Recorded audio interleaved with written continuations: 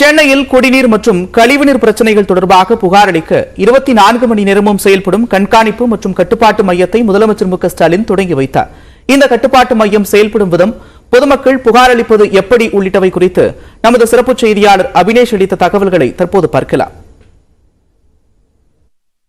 சென்னை பெருநகர குடிநீர் வழங்கல் மற்றும் கழிவுநீர் அகற்று வாரியம் சார்பில் அமைக்கப்பட்டுள்ள கண்காணிப்பு மற்றும் கட்டுப்பாட்டு அறையை முதலமைச்சர் மு.க.ஸ்டாலின் இன்று திறந்து வைத்தார். இந்த மையம் 24 மணி நேரமும் செயல்படக்கூடிய மையம். சென்னை பெருநகரத்தில் இருக்கக்கூடிய 200 வார்டுகளில் இருக்கக்கூடிய பொதுமக்கள் தங்கள் பகுதியில் இருக்கக்கூடிய குடிநீர் அல்லது கழிவுநீர் பிரச்சனை இருந்தால் 044456745567 என்கிற கட்டண தொலைபேசி மூலமாகவும், அதே போல 1916 என்கிற கட்டணமில்லா தொலைபேசி மூலமாக புகார் அளிக்கலாம். 24 மணி நேரம் செயல்படக்கூடிய இந்த டிஜிட்டல் கட்டுப்பாட்டு மையத்தில் பல்வேறு விஷயங்கள் நவீனப்படுத்தப்பட்டிருக்கிறது. இந்த 200 வார்டுகளிலும் ஏதேனும் குடிநீர் பிரச்சனை இருந்தால் அது உடனடியாக சரி செய்யப்படும். அதே போல கழிவுநீர் பிரச்சனை அந்த பகுதியில் இருந்தால் உடனடியாக புகார் அளித்தால் கழிவுநீர் பிரச்சனையும் உடனடியாக சரி செய்யப்படும். இந்த நம்ம பார்த்திருக்கக்கூடிய அந்த பெரிய திரையின் மூலமாக சென்னையில் பொறுத்தவரை இந்த 200 வார்டுகளில் 450 ஒப்பந்த லாரிகள் மூலம் குடிநீர் என்பது 200 வார்டுகளுக்கும் விநியோகிக்கப்பட்டு வருகிறது. இந்த குடிநீர் லாரிகளில் ஜிபிஎஸ் கருவிகள் பொருத்தப்பட்டு சென்னை பெருநகரத்தில் இருக்கக்கூடிய 42 அந்த தண்ணீர் நிரப்பும் மையங்கள்ல கண்காணிக்கப்பட்டு வராங்க. அதாவது இங்க மானிட்டர் இதுவரைக்கும் அப்படி இல்லை.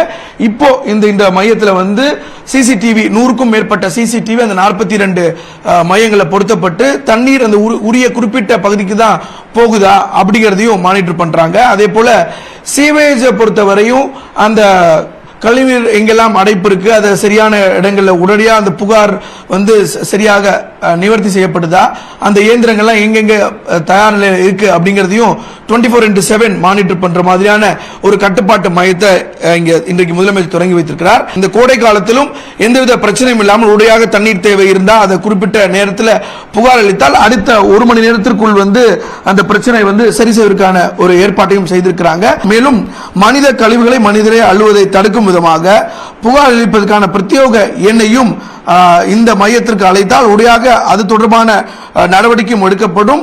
அது ஏற்கனவே தடை செய்யப்பட்டிருக்கிறது. யாரும் அது போன்று செய்யக்கூடாது எனவும் அறிவுறுத்தப்பட்டிருக்கிறது.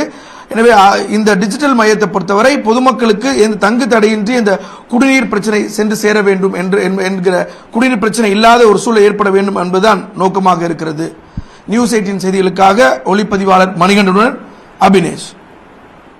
நாடாளுமன்றத்தில் பாஜக மற்றும் காங்கிரஸ் இடையே கூச்சல் குழப்பம் ஏற்பட்டதால் 2 அவைகளும் நாள் முழுவதும் ஒத்திவைக்கப்பட்டன. நாடாளுமன்ற பட்ஜெட் கூட்டத்தொடரின் 2வது அமர்வு இன்று தொடங்கியது. அவை கூட்டம் தொடங்கியதுமே ராகுல் காந்தியின் லண்டன் பேச்சிற்கு எதிர்ப்பு தெரிவித்து பாஜகவினர் முழக்கங்களை எழுப்பினர். மேலும் நாடாளுமன்றத்தில் எம்பிக்கள் பேசும்போது மைக் அணைக்கப்படுவதாக ராகுல் கூறியதற்கு மன்னிப்பு கேட்க வேண்டும் என்று பாதுகாப்புத்துறை அமைச்சர் ராஜ்நாத் சிங் வலியுறுத்தினார். இதற்கு எதிர்ப்பு தெரிவித்து எதிர்க்கட்சிகள் முழக்கமிட்டதால் அவையில் சலசலப்பு ஏற்பட்டது.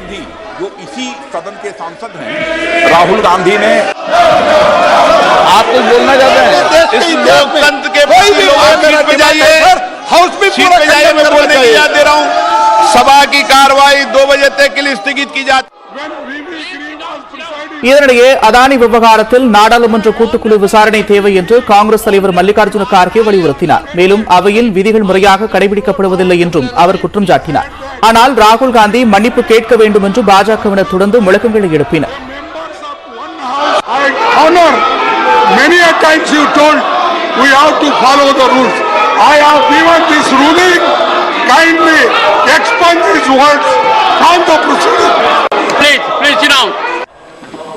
இரண்டு கட்சிகளின் தொடர் கூச்சல் மற்றும் குழப்பத்தால் நாடாளுமன்ற அவை நாள் முழுவதும் முடங்கியது.